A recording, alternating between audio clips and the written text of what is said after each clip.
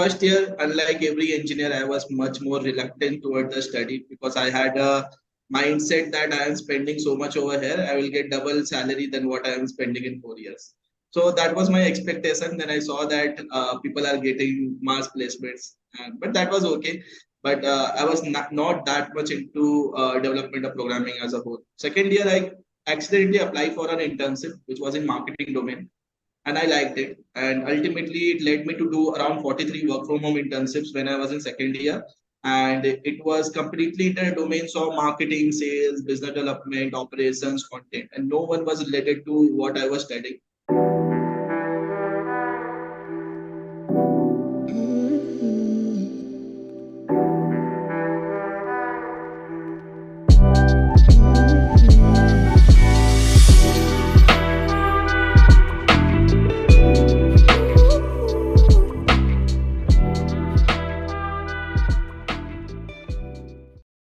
Dear friends, in this podcast, we are going to have a detailed conversation with Mr. Rishav Agarwal, who is a co-founder of Picxele, which is a Bangalore-based gig service providing company. Mr. Rishav Agarwal started his company in bootstrap method, and now the company is clocking more than 8 crores revenue. Plus, the company has also onboarded more than 750,000 active users who are using these platforms. As an angel investor, Rishabh Agarwal also invested in more than 50 invest companies as an angel investor. And in this podcast, we are going to learn from his the journey what he has gone through as a co-founder of the company and his insights about startups and entrepreneurship. Before we move, we request you to please subscribe to our channel using the bell icon, and also please share your valuable comment in the comment section. And if you love this content, please share this podcast in your network so that we can reach more people with your support. How are you, Rishabh? I'm good. How are you? I'm doing good actually. Thank you. So, yeah. So the first question, basically, can you share your journey as an entrepreneur and what inspired you to start your own journey, or what inspired you to start your own entrepreneurial journey? Okay. So, so I am Rishav Agarwal. I run my company Pixel. So how Pixel came into existence and why I am doing this? Like, let's go back to the particular story. So I belong to Asansol, West Bengal. I completed my schooling over there, and 2015 was the time I came to Chennai for my engineering, and I decided doing IT engineering from there. First year, unlike every engineer, I was much more reluctant toward the study because I had a mindset that I am spending so much over here, I will get double salary than what I am spending in 4 years. So that was my expectation. Then I saw that people are getting mass placements, but that was okay. But I was not that much into development of programming as a whole. Second year, I accidentally applied for an internship, which was in marketing domain, and I liked it. And ultimately, it led me to do around 43 work from home internships when I was in second year. And it was completely in the domains of marketing, sales, business development, operations, content, and no one was related to what I was studying. So that's where I gained my interest. And from that itself, I found a problem. And it was like it was a two-ended problem. For a company, it was becoming a very difficult program or a process in order to hire interns, manage them, allocate them tasks, and give them certificate stipend. It's a huge involvement of a process from a particular individual from a company. That's the same scenario on the intern side, where the companies were not replying to the interns at time, they were not paying stipends properly, etc. All those things. So these were two-ended problems which I saw. That's where in the third year beginning, in 2017 June or July around. So I just went to 5 to 10 companies where I had a good reputation. I told them I have formed a group of 150 students. Ultimate goal of for you is to complete the work done. That's your main goal. So that's why I started picking up work from them, and I only operated this via WhatsApp groups, Google Sheets, Excel, etc. So we started taking projects in space of app promotion, social media marketing, content, data, all such kind of projects. So whatever it requires. So 1 year I kept on doing this. I generated even 20 lakh rupees of revenue in this entire 1 year, and without having a product, etc. So that's where again I came with a solution that this can be scaled, but this cannot be scaled on WhatsApp groups. That's why I decided let's make an application. But before making this application, I thought that let's have a market research done because I don't want to spend on something which might not be useful to the masses.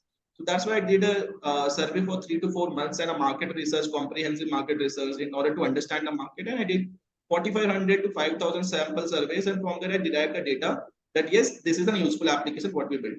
So that's where around fourth year end we built that application. May 2019 was the time I launched Picxele. And fourth year beginning is I decided that I'm not going to sit for placement. That was completely by choice what I have done. So June 2019 we launched Picxele. It's been 4 years since I am running Picxele, and it's completely bootstrap startup. We have a user base of around 7.5 lakh users. We have done around 9.5 crores of revenues in these 4 years, and we are now in the process of rebuilding on our application where we are revamping our whole product because it was only the first version what we built and we never changed itself. So since 4 years down the line, it's a huge time. So technology changes, requirements changes. So that's why it was a decision 3 months back from now. We decided that we're going to build it. It's a more 3 months process until we launch our new application. That's where we are bringing more offerings. What we do at Picxele is it's a completely gig workers platform where we meet the company's demand side in form of task and project, where we put the task on our application, where company pays us, and we pay to the gig workers. We are not an outsourcing, hiring, or a manpower solutions company. Neither we are a sales solution company. That I specifically say that to a lot of many other things. So we are a completely task-driven platform where we do tasks related to data, content, SEO, SM, design, website, acquisitions, market research, survey, all kind of things. So that's about Pixel and my journey. Okay, so in the discussion, while you're introducing your company and all, you use a couple of words. Let us dig more into that actually. So you said yours is a bootstrap company, right? So can you explain what is bootstrap and how it is different from any other form of method in entrepreneurship and how it is useful? Okay, so bootstrapping is something where you are not taking any external money by diluting your equity. So if I talk, for example, if you have raised 1 lakh rupees by diluting 1% in a company, a second investor comes in and becomes a shareholder in your company. So I've never raised from anyone. Entire 100% of company is owned by me. And I have put my own money in order to start the business and to run this particular business. So that's the concept of bootstrapping. And that's how it's different from a funded startup. When they raise money from external investors, they dilute their equity. And from that money, they run their particular startup. Okay. So what are the problems you faced while you were bootstrapping your company? Have you faced any difficulties or where you got a thought of, okay, let us give up a kind of thought in your mind because of some difficulties? So see, they were obviously in the entire journey. If I consider 2 years of college and 4 years after college, so definitely there were multiple things happened. Like first, when I started in third year, during that time it was not a startup. I was just doing it like for the sake of doing for projects and earning money. So the first company where I worked, so that didn't pay me actually because I never made an agreement with them. So that was first understanding or the first learning what I got. But down the line, when I graduated, when we launched the product in August or September month 2019, we were planning to raise. During that time, again, we never had an exposure of how the fundraising process is done. During that time, these mentors, advisors, investors were not that fancy words now, as we see in 2023. So I didn't have anyone who can guide me through that. What's the process of raising money? So we failed badly. But then I decided it's not and giving up was not an option because I already put my time in terms of building the application. We launched our application. We had users. We had running business. So giving up was not an option. And I never kept a second option. Like people keep in startups, many student entrepreneurs, they keep an option that if this is not, then we'll go for a job. I would always suggest to everyone, if you're keeping a second option, your first option will never work. You need to give your whole heart to something where you need to think in that particular process that if this is not going to work, I'm completely done with my particular journey. If I talk about that's how I took it this as a challenge to me also, or as a process that this is the only thing which I need to do. And whether it be fruitful or unfruitful, I need to make this happen. So that's the process. And ultimately down there were multiple things kept on happening. Again, we tried raising in June 2021. It was May or June. During that time, we successfully able to get good investors. But that was my decision during that time that I'm not going to raise because I become comfortable by remaining no stakeholders company and by running it in the process of by generating revenue and keep on running the company. And I figured out the process that if I raise money, then the problem to every solution will become money. So it was my, if I talk about all the problems which I used to solve was in terms of like how I can figure out it. So that figure out me and that craziness in terms of getting things done would might have involved through me. That's the reason I state that at least in this company, I'm not gonna raise. Wow, I think you made a very conscious decision of not to raise money. But suppose you are launching your business today, that means 2023. Will you take a same or will you follow the same procedure what you followed in 2018 when you See, started again, I Pixel? cannot say, but if I start a new company now, okay. So Hmm. there are two things which I know for sure that I have a network now. People know me. That is two things which is there. So raising money will become a bit easier for me. Definitely, product is required. Product is required. Good validation is required. But connecting to people and pitching them is much more easier for me as compared to 2019. So that advantage I have. That I always say. But again, it completely depends whether I need that much money in my business or not. There are some companies which cannot be run without a huge capital because that's a capital infusion business. So in my business, it was completely that without much capital, also we can monetize it and we can rotate the money in that particular manner. Then it cannot be same with every other sector or every other business model. So that's the difference. So it depends upon the type of business model, type of scenario, type of market, type of understanding. Based on that, it can happen. Okay. In the discussion, you also mentioned about you are able to identify the gap between both the ends, that means demand and supply. Then how did you pursue that both the side and how did you match whether you used your own market survey method to understand the actual demand? Because what is happening is, especially in the internship, most of the company wants to hire internship interns, but they don't want to pay. And most of the interns, they want to work for a company as an intern, but they look at the stipend. So there is a huge gap between this area itself. So how did you overcome or how did you solve this issue when you propose your value proposition for the both the ends? See, it was very simple for me from day one that I'm not gonna get done work from anyone without paying them. So that was very simple. I only approached those companies who were paying me. So I Hmm. never approached those companies who were providing unpaid internships. So that was very clear to me. I knew that they are going to provide 1,000, 1,500 stipend as a whole for the entire month. So if they are hiring say 50 interns, 50 into 1,000 because 50,000 rupees. So I just tell them this is a task we can get it done. This will be the cost and this is the numbers, etc. So that's how I started conveying. So always this demand and supply is a chicken and egg problem. You have Yes. a demand, you don't have a supply. But that 1 year when I was doing internship, both the things were getting saved up. So when I was doing internships, there were always a different set of students who were there as a co-intern. So I talked with them.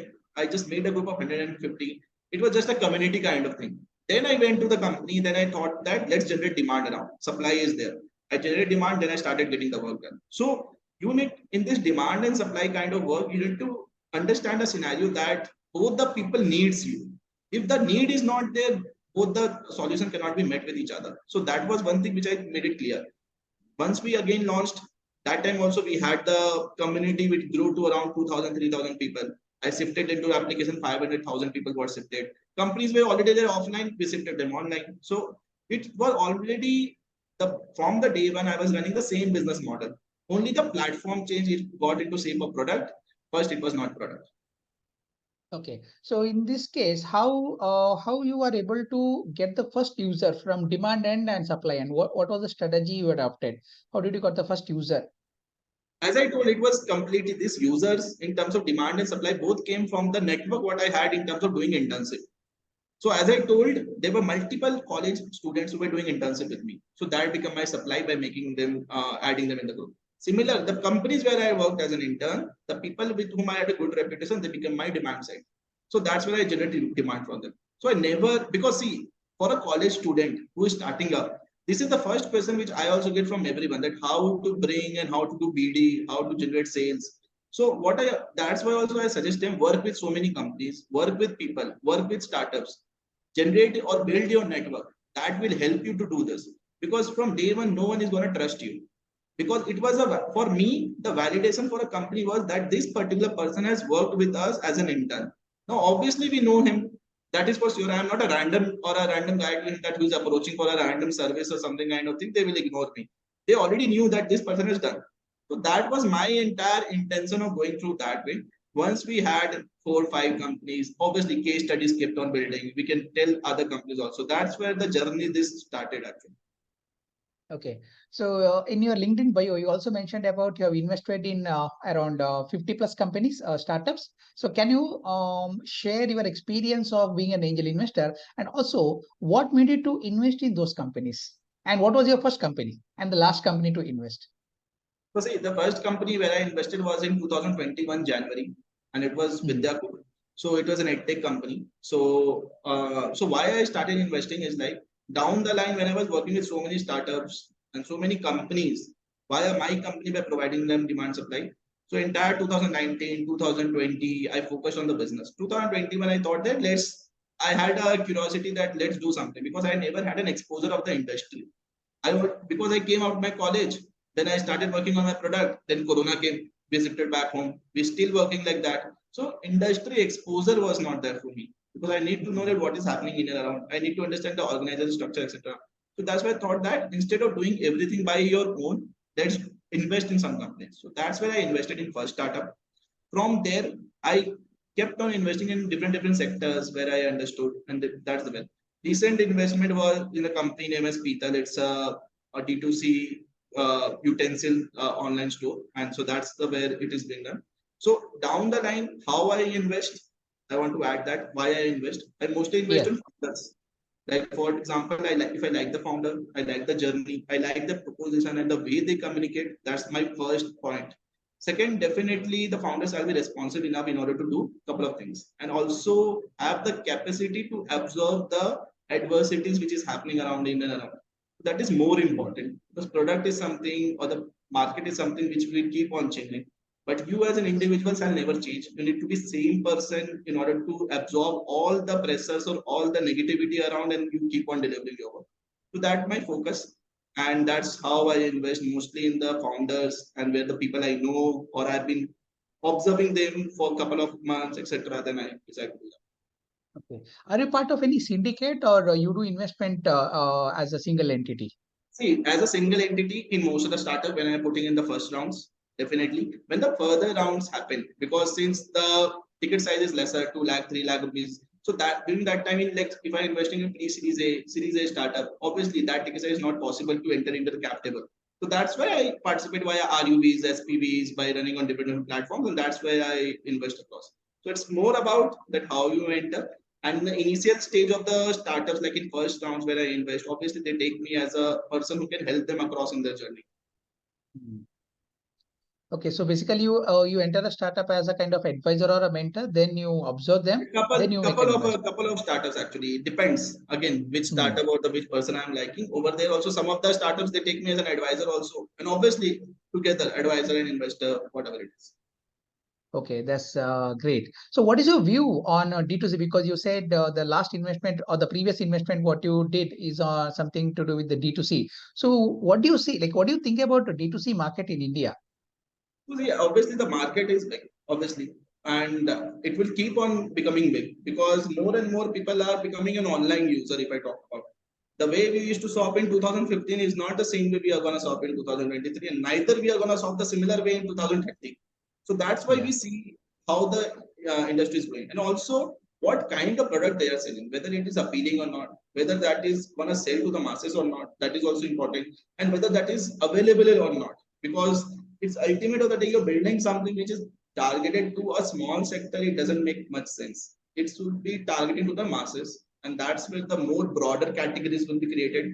And that's why we see so many good D2C companies are able to run without even raising money. The company where I invested, that particular company was until now they were bootstrapped. They were profitable, EBITDA profit company, but they need to scale to a certain extent now. Now they want to Hmm. have that growth stage in their journey. That's where they decided to invest in. So that's the entire game. Like many D2C brands are still they have not raised money. We are not able to see them or we are not able to identify them in the market, but they're happily running their business. Okay, but is it basically they want to expose themselves to the bigger market, or they're happy with their existing client? Because even I see many D2C players, they are playing very safe and they're happy with the existing client base. They're not ready to invest, like raise investment or nor grow their business. What is your view on that? Whether D2C are happy with the existing client, or that means they are happy to serve only the small market? See, I cannot say much because I am not running business myself. But as per my Hmm. understanding, what I see is like it's the need. Like if some Hmm. brand is catering to a some market clients, etc., so they will obviously it's the end of the day, end customer is users. They want to keep on expanding their use. finance. That's what I understand. And that's what I see the how the sustainable and how the growth is for that particular plan. That's how I see. I don't know that deep down, etc. What are the thing or the thought process of a founder of that particular company? But yes, that's very sure that this market is gonna be big, and that's how they are gonna trade it. Okay.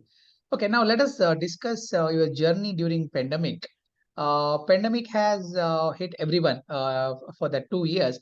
And what was your experience and what was the strategy you adopted to solve all the problems, whatever you come across during that time? How did you manage?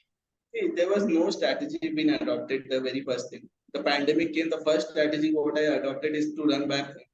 So that was the only thing which was there in my mind in March 2020. So that to reach home safely from Delhi to my so because 1 year my office was in Noida. So that was the first strategy in order to go. The second strategy was to get vacant my flat because I was paying rent for 12 months unnecessary without even staying over there. That strategy got Oh, failed, obviously. So, okay. but yeah, the Okay. couple of things happened when the corona came. Actually, we were having a platform. People could have earned money by doing certain tasks or project. So obviously, while everyone was sitting at home, majorly students across, so they had that particular mindset that let's work on something. So that's where we went viral organically. We got around 3 lakh downloads in during corona, completely organic, word of mouth. People started promoting by themselves. We never told anyone to promote. So that's why it worked for us. It was not even a single strategy what I built. It was just we had a focus that now the users are coming, we need to have a demand also. So that's where I generated started. And obviously company were also looking for such kind of company where the work can be done in a much lesser cost rather than hiring a people. So that came into a good thing. But yeah, that was the year actually we did the highest revenue across whatever we are doing in 4 financial years. So that was the only year actually we did so much revenue. Apart from the all 4 financial years what I had, we never did that much revenue what we have done in FY21. That was the entire Wow. Corona 2 waves time actually. So that was one thing which came. But yes, after that only I started investing also. Like after the I had some money, I saved some money or earned some money. After that only we started. How many employees are there in your organization? So currently, if we have only five. So we never Only? had people more than five actually. We always had people Oh, five. wow. All these are full-time employees or contractual The employees? four are full time, which are always there. One is intern actually. Okay. So these four people are known to you, or how did you hire them actually? So these people all are known actually. I never hired people actually outside my network. Only interns I hire people who have worked with me directly, indirectly actually. So I keep them etc. to the work across. So some used to do internship with us. They came as an intern or as a full-time intern if I talk about. So that's how. So it's not I never hired someone outside my referral networks or people I already know.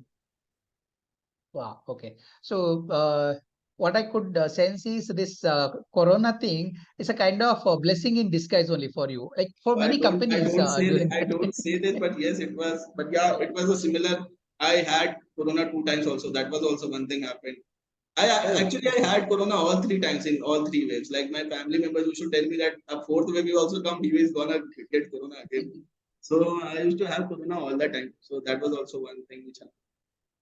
Okay, so now let us talk about the student because I think majority of the supply side from US is belong to the student category.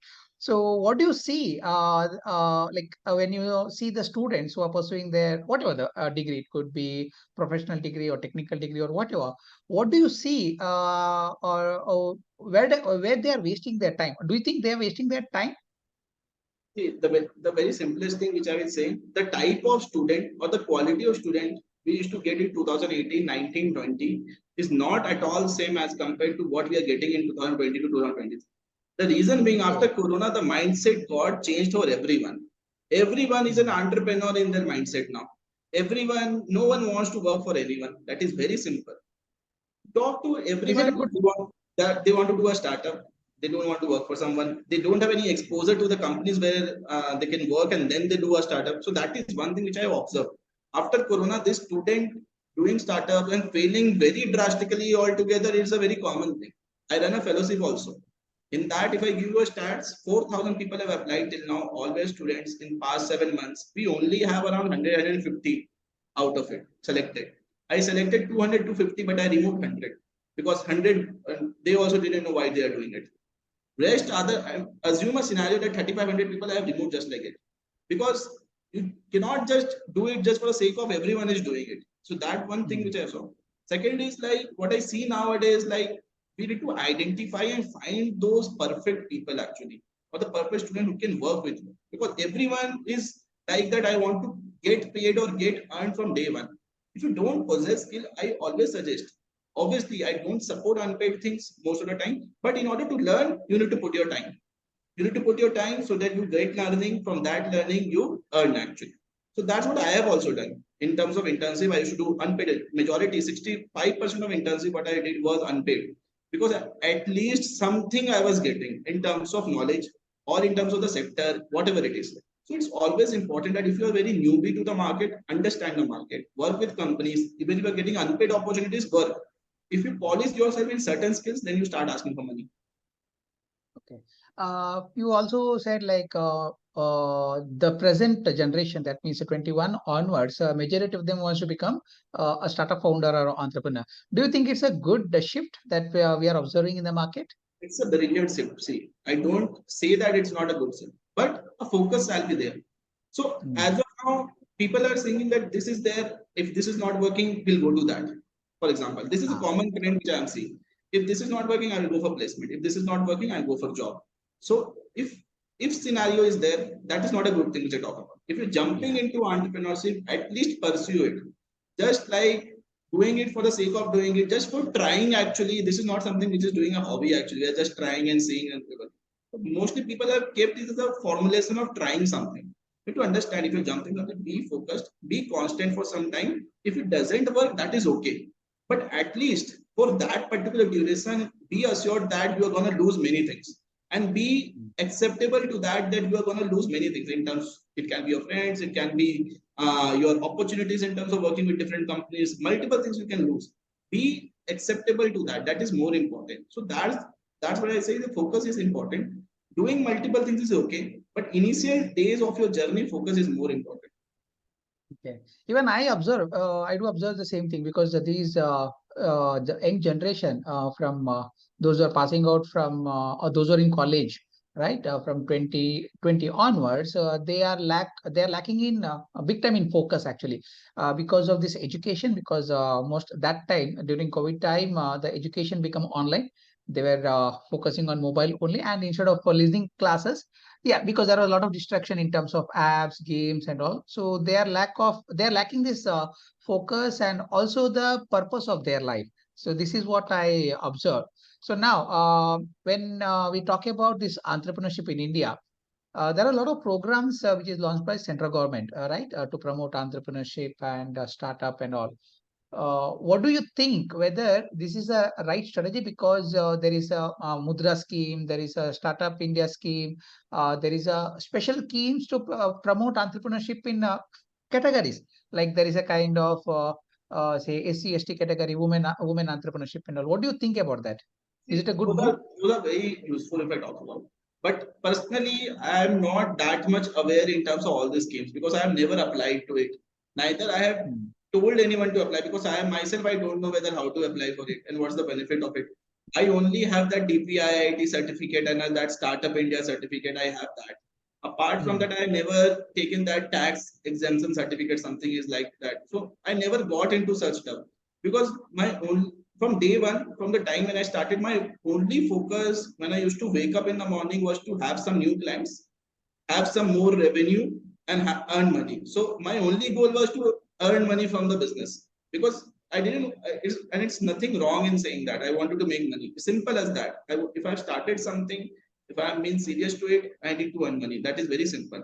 Down the line, even if today, if someone will tell me that what we'll do with Pixel tomorrow, I say I can shut it down, for example, but I will not have any regrets, because just like you were talking to me and you are asking certain questions, there was something which I might have learned in this particular journey, and this couldn't have ever come if I have not done this startup.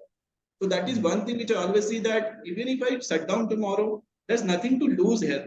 From here, it's Yes. nothing to lose in terms of getting the exposure to the market, getting to know people, or getting to understand how to run a business. That understanding I have got.